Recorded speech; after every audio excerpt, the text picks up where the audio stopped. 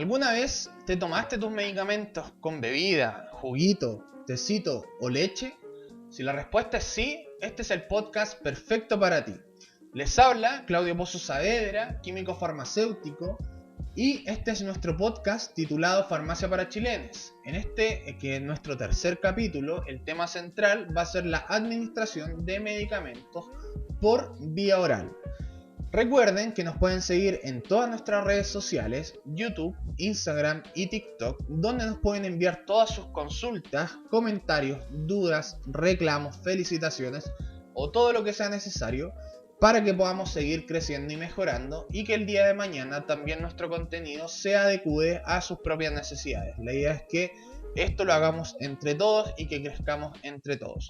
Entonces, le hago la siguiente pregunta. ¿Por qué la vía oral es la más utilizada? Existen diversas posturas, pero principalmente porque la vía oral conlleva una mayor relación beneficio-riesgo o beneficio-costo. Porque al administrar un medicamento por vía oral, este medicamento va a llegar a nuestro torrente sanguíneo y va a ejercer, por ejemplo, un efecto sistémico y no local. Como por ejemplo en una vía de administración ótica, una vía de administración oftálmica, ¿ya? Y en comparación, por ejemplo, a una vía endovenosa, la vía endovenosa tiene un mayor costo y un mayor riesgo porque para administrar un medicamento por vía endovenosa, valga la redundancia, se necesita un personal capacitado y se necesita, por ejemplo, preparar los medicamentos, donde estos dos factores son predominantes, por ejemplo, de elevar el riesgo de la administración. Entonces, la vía principal de administración de medicamentos siempre se prefiere la vía oral, ¿ya? Aunque también hay condiciones en las que no se puede utilizar, por ejemplo, un paciente que tenga dificultades para tragar o pacientes que estén con sondas nasogástricas, por ejemplo.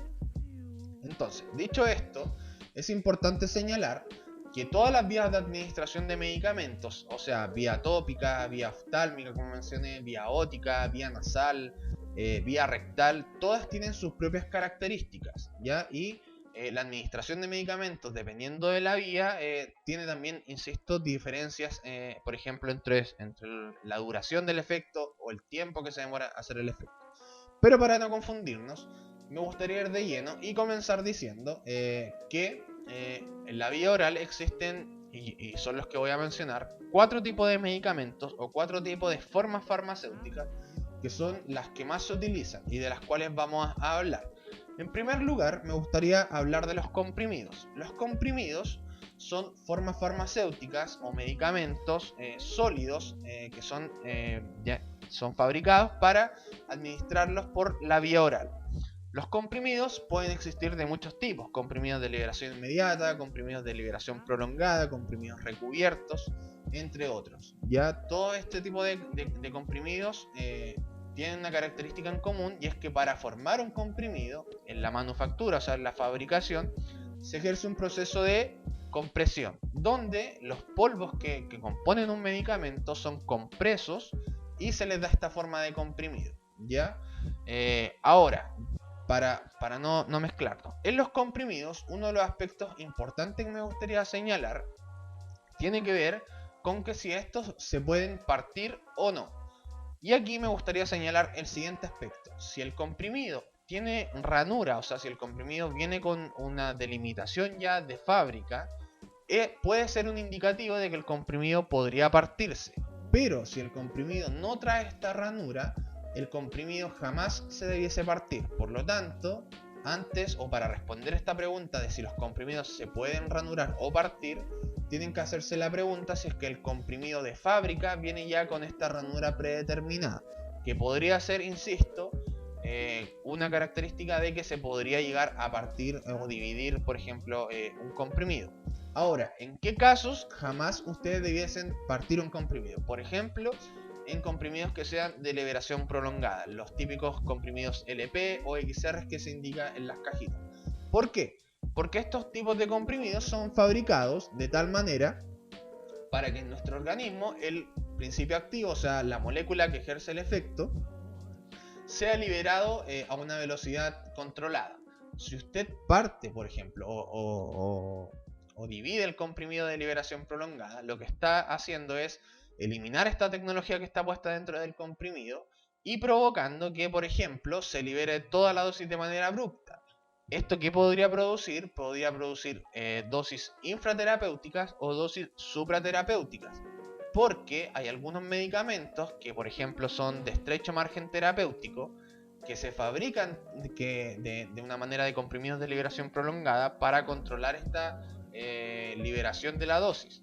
Porque si se liberara toda la dosis de manera inmediata, como pasa en los comprimidos convencionales, por ejemplo, hay un aumento de la dosis en nuestra sangre, y eso conlleva un aumento también de los efectos adversos y de los efectos tóxicos de algunos medicamentos. Entonces, condición de que no se pueden partir nunca los comprimidos es si viene sin ranura, y segundo, si es que son comprimidos de liberación prolongada.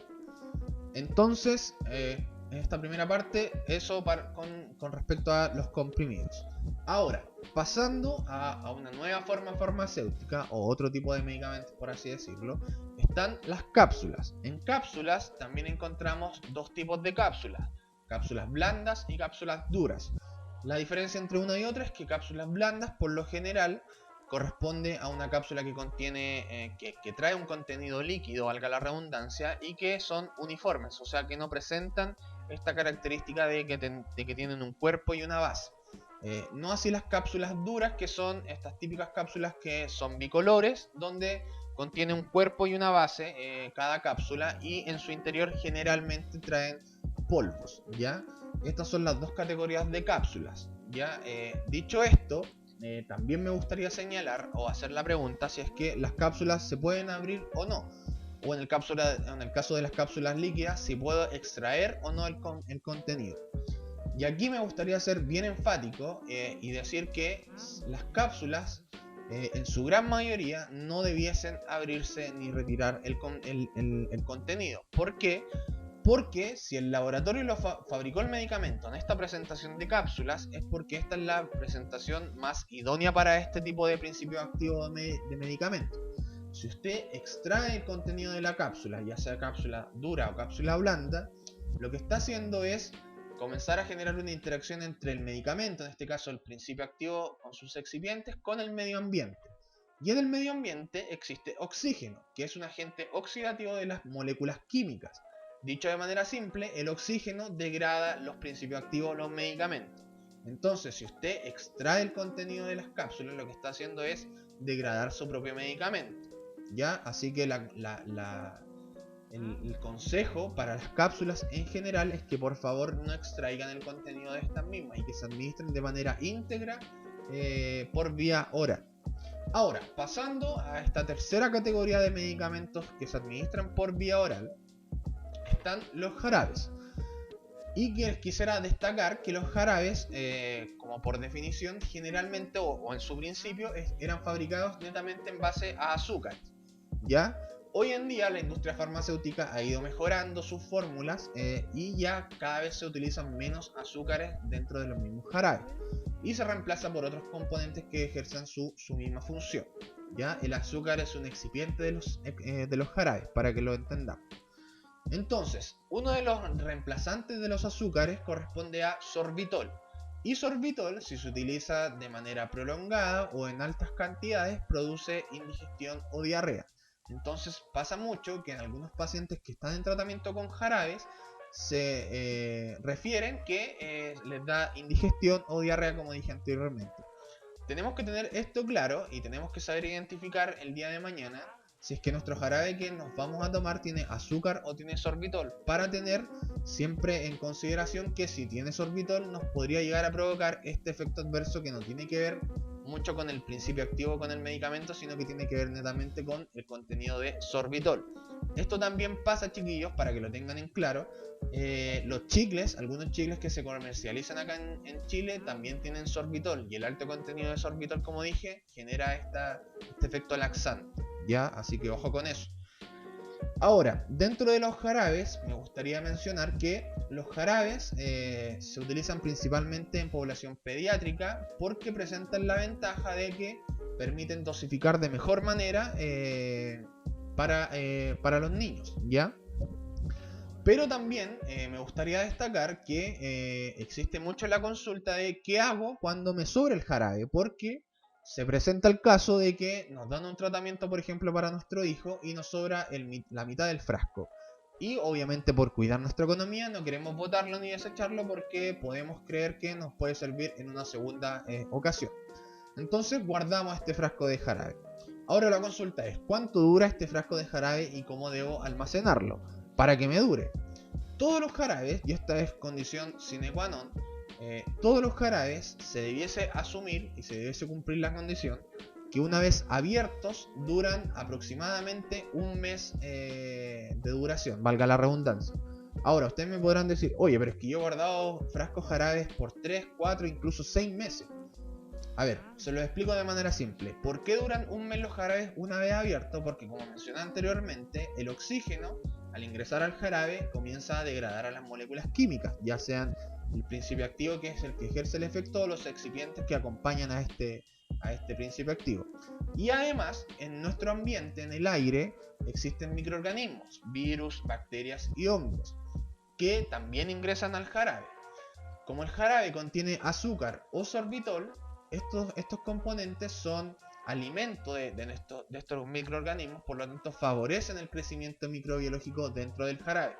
Entonces, si usted guarda un jarabe que le sobró y lo tiene 3 meses, lo más probable es que ese jarabe ya esté contaminado con algún microorganismo. Y si usted lo administra, más que hacerle un favor al paciente, cualquiera sea, podría incluso estar provocando una infección provocada por alguno de estos microorganismos. Así que la recomendación para todos los jarabes es que una vez abiertos duran un mes.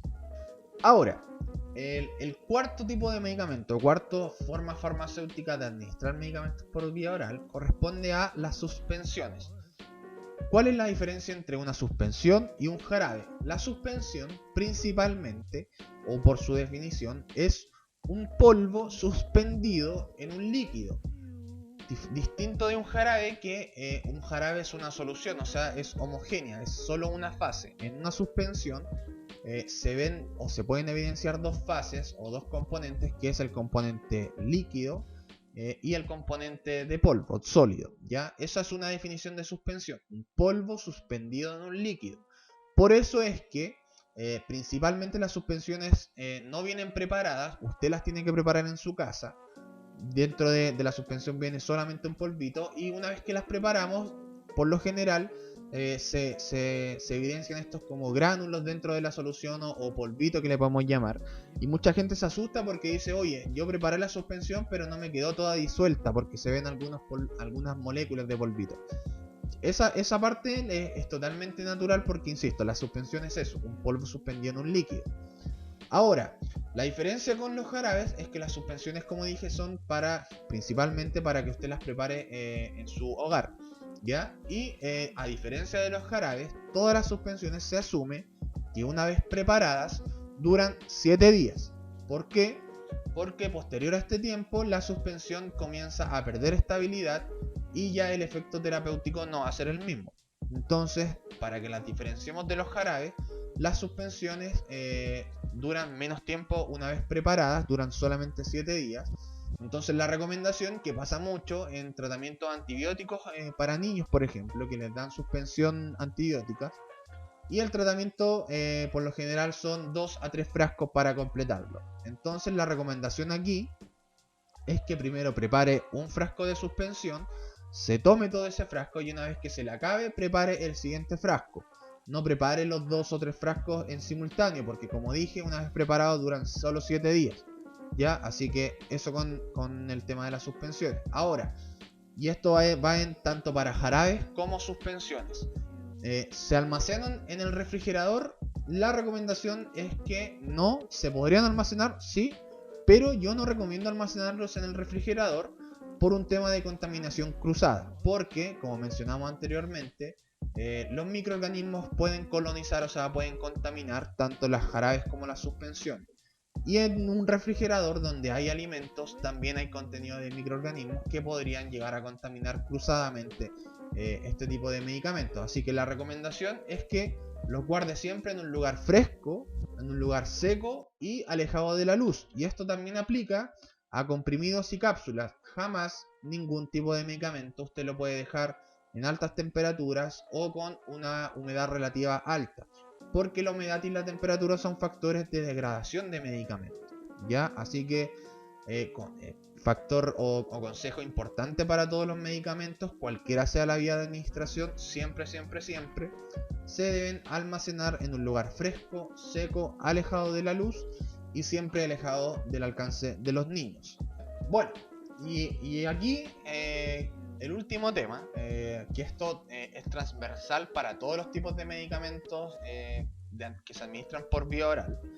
De aquí quiero ser súper enfático y mencionar los siguientes dos aspectos. Primero, los medicamentos se tienen que tomar con agua o se pueden tomar con otros líquidos como bebida, juguito, tecito, leche. Y aquí, insisto, voy a ser súper enfático. Todos los medicamentos por vía oral se deben administrar con un vasito con agua. ¿Por qué no con otros líquidos?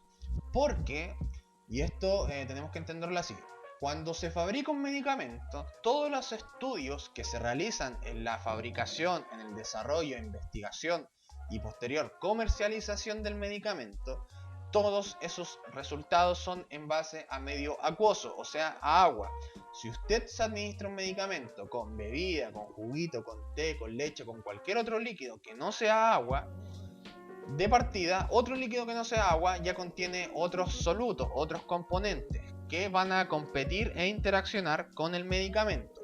Y en segundo lugar, otro tipo de líquidos que no sean agua comienzan a, por ejemplo, interferir también, como dije, con los medicamentos, pudiendo interferir en la absorción del medicamento y también con su propio efecto clínico. O sea, si usted se administra el medicamento con otra cosa que no sea agua, podría llegar a provocar una falla terapéutica, una aparición de efectos adversos o que netamente el medicamento no le haga nada, como se puede decir. Ahora, también mucha gente me podría estar diciendo en este punto: oye, pero es que yo siempre me he tomado el medicamento con tecito, con bebida, con jugo, y el medicamento sí me ha hecho efecto. Por ejemplo, en las mujeres, mucha gente me han escrito por redes sociales que llevan años tomándose la anticonceptiva con bebida, con jugo, y que no han quedado embarazadas, por ejemplo. Y no se los voy a discutir ese punto porque también puede caer la posibilidad que si usted se administra el medicamento con otra cosa que no sea agua, le haga el efecto, pero ahí está jugando finalmente una ruleta rusa, o sea, cae la posibilidad que le haga el efecto como cae la posibilidad que no le haga el efecto. En cambio, si usted se lo administra con un vaso de agua, el medicamento siempre le va a hacer el efecto, porque, por ejemplo, hay algunos excipientes que solamente interaccionan con el agua. Y hay algunos excipientes, por ejemplo, en comprimidos, que tienen la función de explotar o de desintegrar el comprimido para que éste se pueda absorber. Y ese proceso se produce netamente en presencia de agua. Si usted se lo administra, por ejemplo, con otro líquido, lo más probable es que ese proceso se demore en realizarse o no se demore, generando una falla terapéutica. Entonces, en este punto, es súper importante que entendamos que todos los medicamentos se tienen que administrar con agua. Ahora, también mucha gente me dijo: oye, pero ¿dónde están los estudios que dicen que interfiere la Coca-Cola con el anticonceptivo, por ejemplo, o con otros medicamentos? Yo se los planteo de la siguiente manera. ¿A ustedes les parece ético, les parece lógico que exista un estudio donde hay pacientes o donde hay personas voluntarias, porque eso tienen que ser los estudios clínicos, personas voluntarias, que se les administra cualquier medicamento, pero con otro líquido que no sea agua, como por ejemplo una bebida, sabiendo que ya le va a interferir el medicamento? Donde los resultados, por ejemplo, si el estudio fuese realizado con anticonceptivos, sería la falla terapéutica, un embarazo. Eso no es lógico ni es ético. Por lo tanto, jamás se va a realizar un estudio así. Lo que sí existe, porque sí hay evidencia, es estudios de cohorte, por ejemplo, estudios retrospectivos, estudios de seguimiento, donde se evalúan cómo se administran los medicamentos a las pacientes y se va viendo cuáles son los efectos.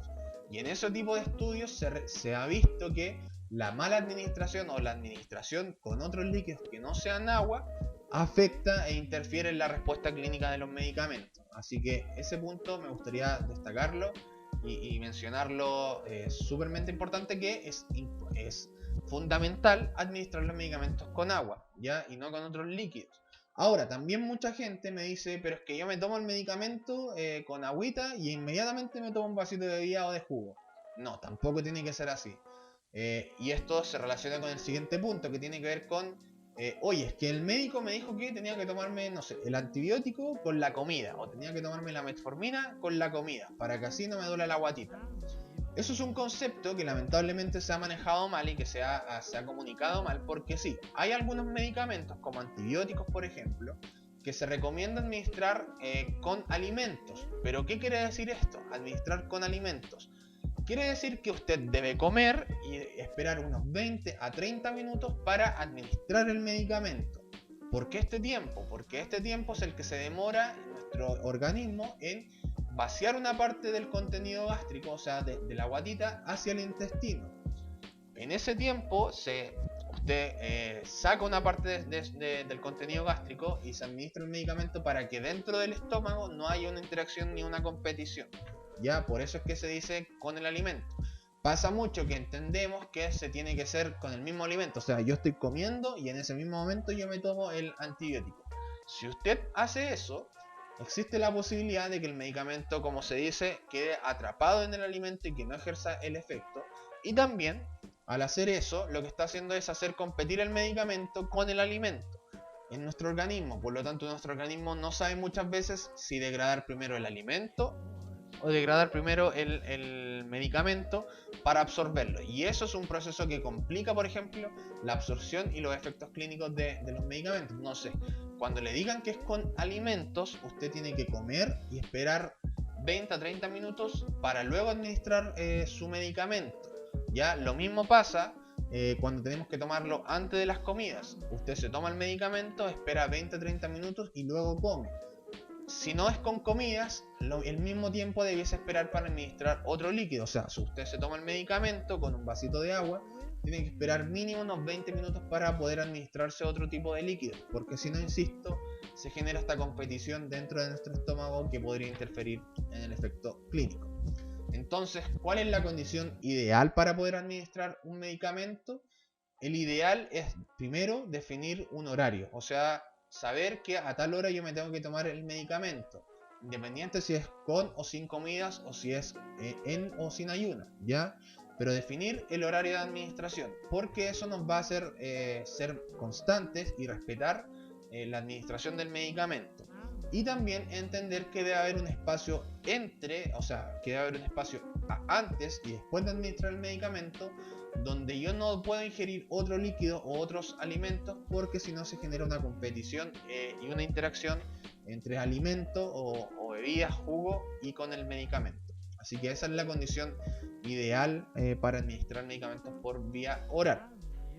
Entonces, para ir cerrando este capítulo, la recomendación general es que por favor respetemos la condición de venta de los medicamentos, que respetemos las indicaciones médicas y que sepamos reconocer los tipos de medicamentos y cómo debemos administrar según forma farmacéutica, o sea, según medicamento, según vehículo de medicamento, si es comprimido, si es cápsula, si es jarabe o si es suspensión.